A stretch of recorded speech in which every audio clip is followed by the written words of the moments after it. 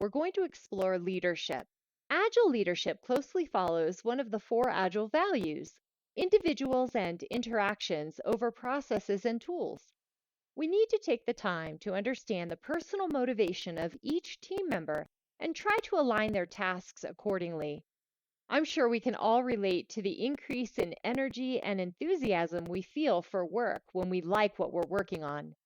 If we can make that happen for our team members, it will help with productivity and engagement.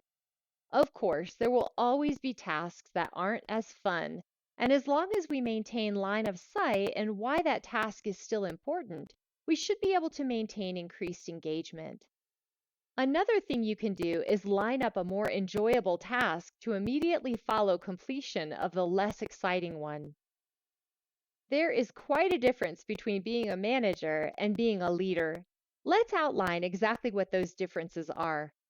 Managing means focusing on processes and tasks and the business. It's about necessities. Notice there isn't any reference to people or the team here. It's about getting things done.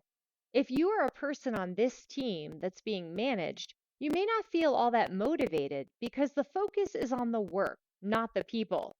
It may feel like anyone could be plugged into this team and the manager can go about getting things done. Leadership, on the other hand, is very people-centric. It's about communication and purpose, and of course, people. These are the value-added motivators that keep team members engaged. You can't just substitute one person for another in an environment like this, because it's the team members who complete the picture. So how does a leader place the team in the center? The answer is through servant leadership. A servant leader does the following to put their team first. They serve as a buffer to prevent interruptions, remove roadblocks, communicate the product vision, provide essential resources and tools, and they also provide for rewards and encouragement. Servant leadership makes the team feel valued and respected, and it also ensures that the team has the ideal conditions it needs to be high performing. Servant leadership is based on 12 principles. As we go through these principles, it's helpful to think about how you can translate this into action for your own team. Learn the team members' needs and motivations. Understand project requirements. Act in the best interest of both the team and the project. Encourage accountability for both wins and losses.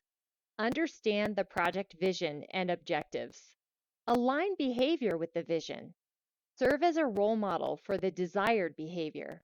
Recognize the value of team conflict as a path to buy-in. Be honest and ethical. Ethics is foundational, not an add-on. Reflect in order to make improvements, and think backwards to anticipate risks and obstacles. Being a true leader isn't just about communicating with your team and what you say.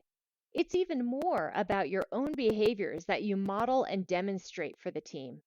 Your model behaviors should include honesty, forward-looking, competent, and inspiring. Coaching is a key part of leading a high-performing team. In some teams, you may not be the people manager of your team. They may not report to you. Your role as a servant leader is to be more of a mentor and a coach to your team members and to facilitate their success. Coaching is different than training. The purpose of training is to teach a skill through instruction or practice. Coaching is also different than mentoring. Mentoring is relationship-based and is not related to a specific activity. It's helpful to select the appropriate time to coach so that it's value-added and not disruptive. For an agile team, for instance, the sprint is the busiest time for the team when they're producing the product increment. So during the sprint, it's better to coach individuals. Before or after a sprint, the team tends to be more available.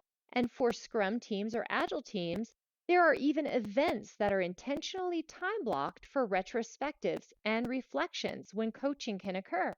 So just after a sprint tends to be the best time to coach the team. The work that was just performed is still fresh in everyone's mind, and it's also great to clear up any misunderstandings or concerns and identify opportunities for improvement before you jump into the next sprint.